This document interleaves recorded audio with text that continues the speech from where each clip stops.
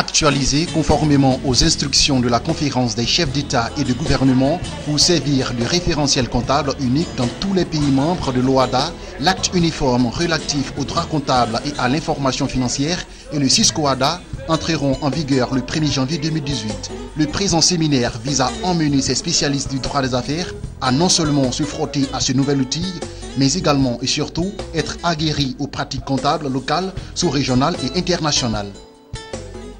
Ces innovations ont porté sur, bien entendu, des schémas d'écriture nouveaux qui sont apparus, ensuite des articles qui ont eu à être modifiés, donc des nouvelles réformes qui doivent se faire approprier par des enseignants de gestion, de comptabilité et des praticiens comptables d'entreprise. Alors ces innovations, si on veut le dire, elles auront pour conséquence une souplesse dans l'établissement, j'allais dire un allègement dans les travaux des différents comptables en charge de leurs entités afin de faciliter la communication comptable et financière pour ces dites entités. Les innovations au niveau de la comptabilité et le réaménagement sur l'élaboration des états financiers est sujet intéressant qui semble avoir une attention particulière pour ces séminaristes qui viennent entre autres de la France et des îles Comores. La formation m'a permis de voir déjà quelques erreurs que je faisais. Ça va me permettre de corriger plutôt ces erreurs. Je pense que ceux qui hésitent à la formation feraient mieux de se mettre à la formation parce que le nouveau système s'impose à nous. La particularité de ce séminaire, c'est que les Comores viennent d'adhérer au niveau de l'OHADA.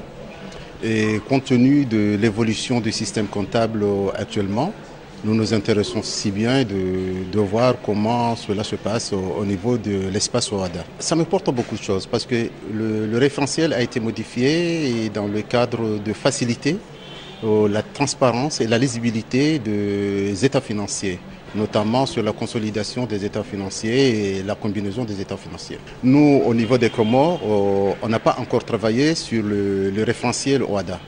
Donc, pour nous, c'est un nouveau outil qui va nous permettre aussi de s'acquérir rapidement de la façon dont l'espace OHADA ont l'habitude de travailler. Ce séminaire de formation internationale est une initiative du cabinet d'études, de formation et d'expertise comptable CABEFEC. C'est pour nous une première de pouvoir avoir des participants venant du Comores, de la France et même des locaux, des Ivoiriens. Voilà.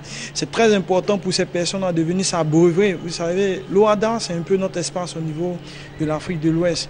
Et ce faisant, la Côte d'Ivoire a été choisie par le cabinet CABEFEC pour pouvoir dispenser ces formations afin que ces personnes puissent avoir toutes les informations possibles au niveau du CISCOHADA arrivé en termes de réforme, en termes de diagnostic et en termes de documents à déposer. La formation est adressée aux enseignants en charge des gestions dans les universités, aux auditeurs qui contrôlent les comptes et surtout aux comptables de sociétés.